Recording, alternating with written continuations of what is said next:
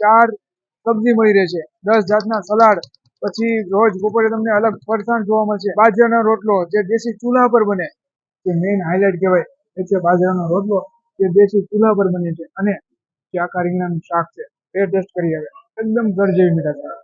એનું કારણ છે દેશી ચૂલા પર રોટલો બને છે, અને એવી જ રીતના જે આખા રીંગણા છે એનું શાક બને છે. અત્યારે 140 ફૂલ થાળી છે, 4 શાક, રોટલી, દાળ ભાત, સલાડ, છાશ, પાપડ, ખમણ. 140 unlimited dish. કાલ સવારે કોઈક 4 રોટલી ખાતું હોય અને 5 ખાઈ લે ને તો કઈ થાય નહીં, નડે નહીં. હેલો, નમસ્તે, જય શ્રી કૃષ્ણ, કેમ છો? તો ગાઈસ, સ્વાગત છે તમારું બધાનું ફરી એક નવા વિડીયોમાં. તો ગાઈસ, અત્યારે હું આવી ગયો છું ગાયત્રી ભોજનાલય એટલે કે તળાજાની અંદર. તો ગાઈસ, અહીંયા આવવાનું મેઇન કારણ મારું એક જ છે કે આવી મોંઘવારીની અંદર તમને 140 રૂપિયામાં અનલિમિટેડ જે કોઈ ખવડાવતું હોય તો એ ગાયત્રી ભોજનાલય છે. અને અહીંયા 140 ની અંદર તમને 4 સબ્જી મળી રહેશે, 10 જાતના સલાડ, પછી રોજ બપોરે તમને અલગ ફરસાણ જોવા મળશે, અને પછી એમ કહેવાય કે બાજરાનો રોટલો જે દેશી ચૂલા પર બને, પછી રોટલી છે, પરોઠા છે, ભાખરી છે, તમારે જે જોઈએ બધું. ચાલો હવે અહીંયા આપણે ટેસ્ટ કરીએ, અને હા, એના ઓનર છે એની સાથે પણ વાત કરીશું, અને પછી આ જગ્યાનું લોકેશન પણ હું આપી દઈશ તમને.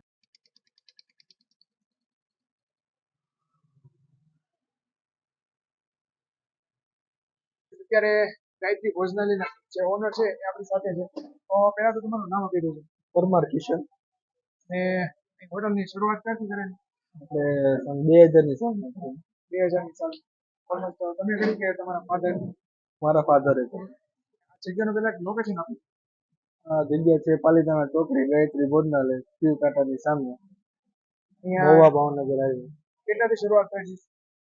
અમે શરૂઆત કરી હતી 60-70 રૂપિયાથી. તમે અત્યારે 140 ફૂલ થાળી છે, 4 શાક, રોટલી, દાળ ભાત, સલાડ, છાશ, પાપડ, ખમણ.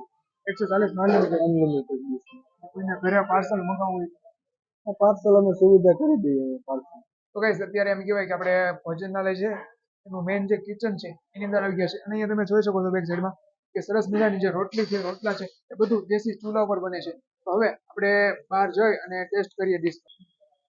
આજે ભરેલા રીંગણ જે અમારું સ્પેશિયલ છે. પછી આ છે કોબીજ બટેટા, છે મગની દાળ, આ છે સેવ ટમેટું, આ છે દાળ ભાતની દાળ, ઢોકળા, ખમણ,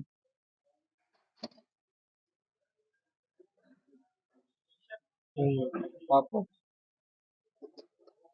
ભાત, સલાડની ડીશ છે. 10 જાતના સલાડ. 10 જાતના સલાડ. અને ગાઈઝ, અહીંયા તમે જે જોવો છો એ બધું સલાડ છે, જે કટિંગ કરેલું મોટા મોટા બાઉલ ભરેલા છે. અલગ અલગ તમે જોઈ શકો છો, લીંબુ છે, ડુંગળી છે, કોબીજ છે, મરચાં છે, પછી ચીભડા છે. અને ગાઈઝ, અહીંયા જે છે એ અહીંનું જે કાઉન્ટર છે જ્યાંથી તમારી સ્પેશિયલ ડિશ તૈયાર થઈ અને ત્યાં પહોંચે છે. તો ગાઈઝ, અત્યારે આપણે એમ કહેવાય કે રેસ્ટોરન્ટની મુલાકાતે છીએ, અને અહીંયા ખાસા એવા જે લોકો છે એનો રિસ્પોન્સ ખરો છે. તો અહીંયા આપણી જોડે એક કાકા છે, તમને પૂછીએ, જે એમ કહેવાય કે રોજબરોજ અહીંયા જમવા માટે આવે છે. કાકા, કેવું લાગે તમને? હું અહીંયા 7 વર્ષથી આવું છું. 7 વર્ષ? હા, ભાવનગર નોકરી કરતો, પછી અહીંયા તળાજા, અને હાવ ઘર જેવું જ લાગે આપણને. રોટલી ગરમા ગરમ જ આવે, ગરમ સિવાય રોટલી આવે નહીં. એક વસ્તુમાં ટેસ્ટમાં કઈ ફેરફાર લાગ્યો ખરી? ના, કોઈ સવાલ નહીં. ટેસ્ટમાં એક ધારો તમે ઘરની વસ્તુ ખાતા હોય એવું જ લાગે, અને તમામ જાતના સંભારાથી માંડી અને એ જેટલું ખાવું હોય એ બધું ફ્રી છે, એ કોઈ પ્રશ્ન નથી. વસ્તુ સારી, તમે ઘરે ખાતા હોય ને એ ટાઈપ જ લાગે. કોઈ જાતનું આમ તીખું કે એ રીતનું બહુ વધારે નહીં, પણ તમને પચી જાય. કાલ સવારે કોઈક 4 રોટલી ખાતું હોય અને 5 ખાઈ લે ને તો કઈ થાય નહીં, નડે નહીં.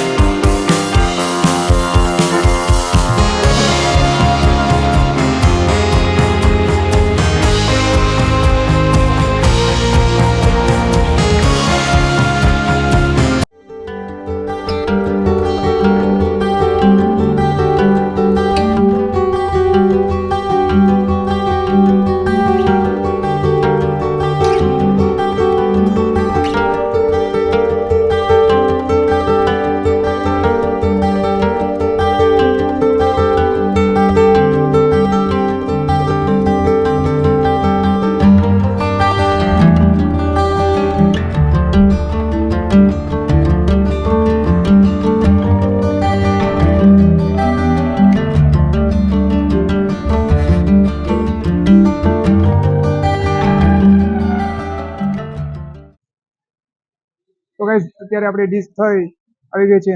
તો હવે ડીશ તમે જુઓ, ખાલી સાઈઝ જુઓ એની.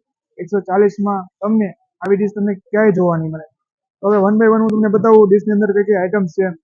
તો શરૂઆત તો આપણે અહીંથી કરીએ છીએ. ફરસાણ ડેઈલી તમને રોજ બપોરે અલગ અલગ ફરસાણ મળતું હોય છે. અહીંનું જે મેઇન છે ને, જેની ટ્રાફિક થતી હોય, લોકો એના માટે પડાપડી કરે, તો એ મેઇન છે રીંગણનું શાક. આખા રીંગણનું શાક તમે જોઈ શકો છો.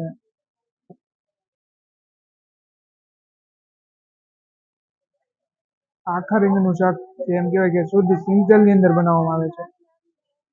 એટલું બધું સ્પાઇસી પણ નથી અને એટલું બધું તેલી પણ નથી. ડીશની અંદર તમને 4 ટાઈપના સબ્જી મળી રહેશે.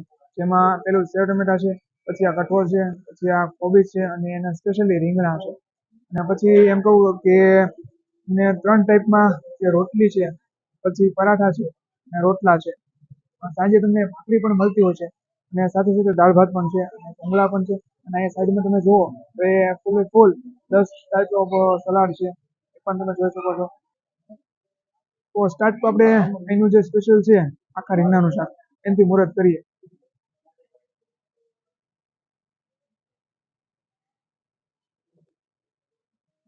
રીંગણું અને રોટલીની વચ્ચે આવી ગયું તરત જ તૂટી જાય.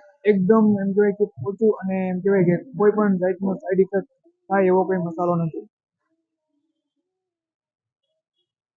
બીજી ખાસ વાત કરું, અહીંયા તમને કોઈ પણ જાતનું એવું તેલ નહીં જોવા મળે શાકની અંદર કે જે તમને સાઈડ ઇફેક્ટ કરે.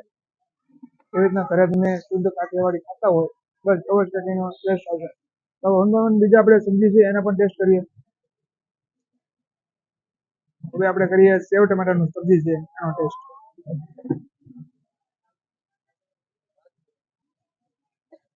સેવ ટમેટાનો ટેસ્ટ જે છે ને એકદમ યુનિક. લગભગ મેં આવું હજી સુધી ક્યારે નથી ખાધું. તમે જો ખાધું હોય ટેસ્ટ કરો અને અહીંયા એક વખત જરૂર મુલાકાત લેજો. ટેસ્ટ એકદમ જોરદાર છે અને 140ની અંદર તમને આવડી મોટી ડીશ ભરીને કોણ ખવડાવે. અને અહીંના છે સ્પેશિયલી પરાઠા. એની સાથે આપણે રીંગણની જે સબ્જી છે એ ટ્રાય કરીએ.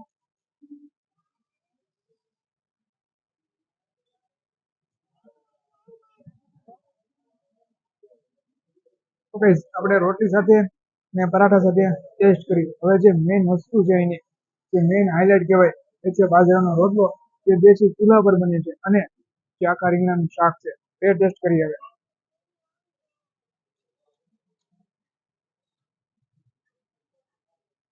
રોટલો જોવો તમે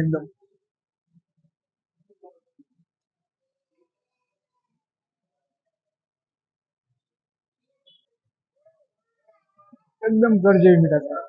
એનું કારણ છે દેશી ચૂલા પર રોટલો બને છે અને એવી જ રીતના જે આખા રીંગણા છે એનું શાક બને છે. તો ગાઈસ અત્યારે એમ કહેવાય કે સરસ મજાની જે તળાજાની અંદર એક બેસ્ટ પ્લેસ ઉપર જે ગાયત્રી ભોજનાલય આવેલું છે એની સરસ મજાની આપણે મુલાકાત લીધી, એનો ટેસ્ટ પણ કર્યો. આગળ તમે જોયું જ છે.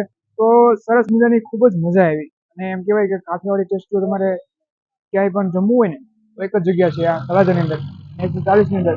તો આઈ હોપ વિડીયો ગમ્યો હશે અને આવા જ વિડીયો જોવા માટે આપણી ચેનલને સબસ્ક્રાઇબ કરી નાખો. અને હા, તમારી આજુબાજુ તમારા શહેરમાં કે તમારા ગામમાં આવી જગ્યા હોય એ એક વખત કમેન્ટ કરી નાખો. આપણે અહીંયા આવશું અને ત્યાં ફૂડનું જે ટેસ્ટ કરીશું.